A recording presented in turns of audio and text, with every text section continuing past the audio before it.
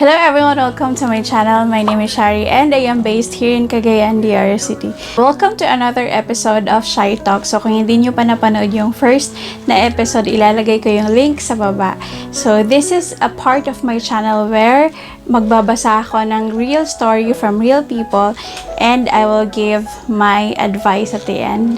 So if you're interested, just keep on watching.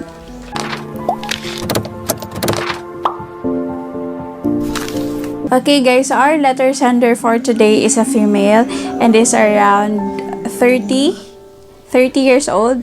So ito yung story niya guys. So, Dear Atisha, I stumbled upon your channel in YouTube and I thought that maybe I will give it a try to write here for me to release all the baggages that I have and hear your piece of advice.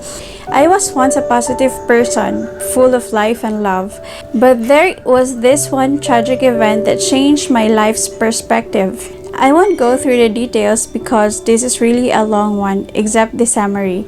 I have a friend, I consider him my close friend then, whom I trusted so much, and then he broke my trust for countless of times. To cut the story short, it was my first time to be treated like this, and this tragic scenario keeps repeating in my system.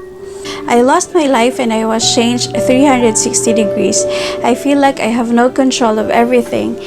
Now I am full of negativity, hatred, and fear. It feels like I want an escape. I want to be free from this unfair and dark world. I hate myself of how I became like this. I kept on praying. Yes, I am a believer. In fact, I am one of God's living miracle, and that's what I hold on to every now and then or when it attacks me. But still, it is here.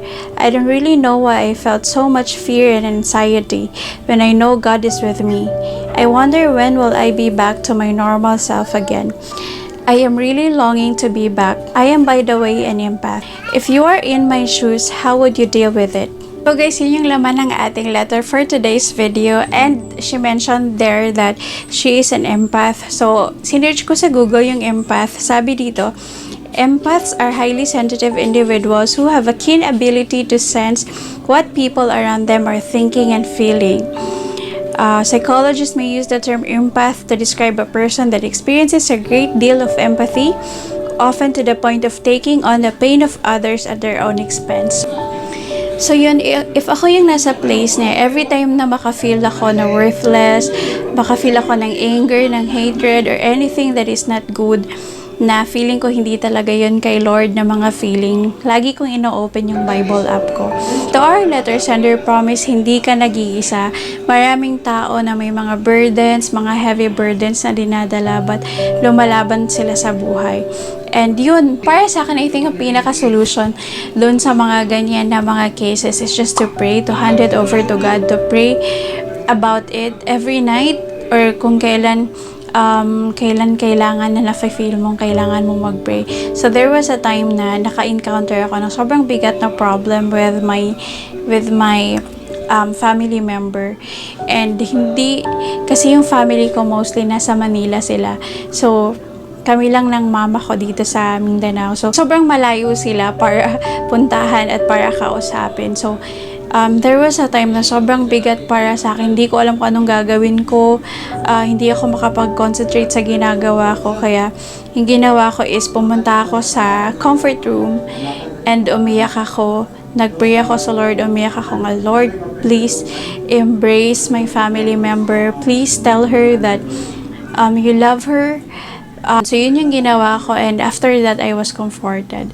So perhaps our letter sender is lagi niyang nai-experience yung ganon, yung parang hindi niya alam kung anong gagawin niya. Yun nga, hindi siya makawala doon sa parang it's like a bandage na parang hinahawakan ka ng hatred, hinahawakan ka ng past experiences mo.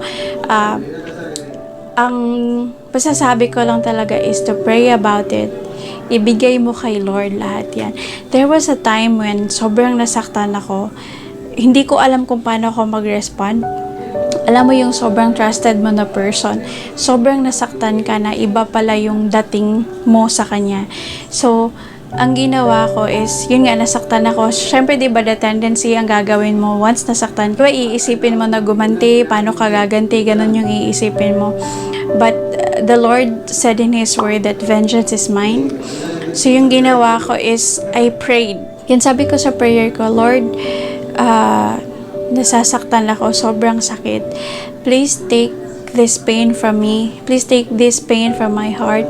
And please take the desire to revenge. Sa prayer kasi guys, you have to pray either for God to change the situation or for God to change your heart. So ganun yung idadasal mo.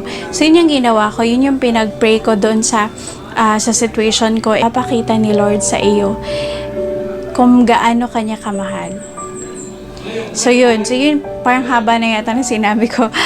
So yun lang, if ako yung nasa shoes niya, I will just pray about it because I think that's the only solution to each of our problems. You will pray about it, and after that, ilagay mo sa mindset mo na each time magkaroon ka ng negative thoughts, ipag-pray mo kay Lord na kunin niya yung negative thoughts. Kasi even if you have a doctor, they can help. Yeah, they can help. But they don't really have the total power to remove everything. It's only the Lord that can give you peace, that can make you feel loved, the kind of love and the kind of peace na hindi maibibigay ng tao. Yun yung sinasabi ko lagi. Usually kasi talaga na ginagawa ko, pumupunta ako sa Bible app. Meron akong Bible app dito na, for example, you are feeling sad during the day.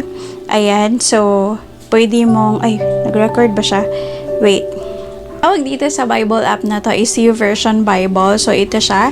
So, if you're going to open this one, so, ayan siya. Pipindutin mo lang yung search.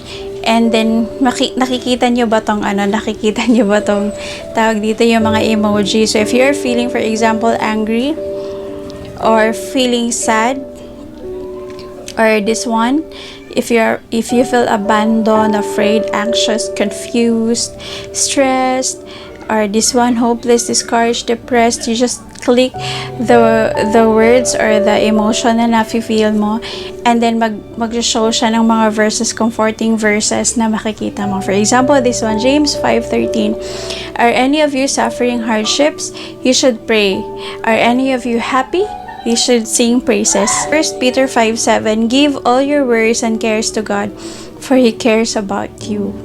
Diba? So, dun pa lang sa dalawang verse na makikita mo, ay mako-comfort ka na. So, Romans 12:12. Rejoice in our confident hope, be patient in trouble, and keep on praying. John 16:33. I have told you all this so that you may have peace in me. Here on earth you will have many trials and sorrows, but take heart because I have overcome the world. So yun, Revelations 21:4. He will wipe every tear from their eyes, and there will be no more death or sorrow or crying or pain. All these things are gone forever. Matthew 11:28. Then Jesus said, Come to me, all of you who are weary and carry heavy burdens, and I will give you rest. So yun lang yung aking masasabi, guys. If you are in a very difficult situation, you don't know what to do, you don't have the peace, hindi ka nakakatulog ng maayos, yun nga, may anxiety, may fear, may hatred, just know na hindi yan kay Lord, hindi yan maganda, hindi yan nanggagaling sa Kanya. So guys, I think that's all for this video. Sana may natutunan kayo, and please also leave your comment down below kung ano yung masasabi nyo sa ating letter sender. And also, if you haven't subscribed, please click the subscribe button and the bell notification beside it. So thank you so much for watching. God bless everyone.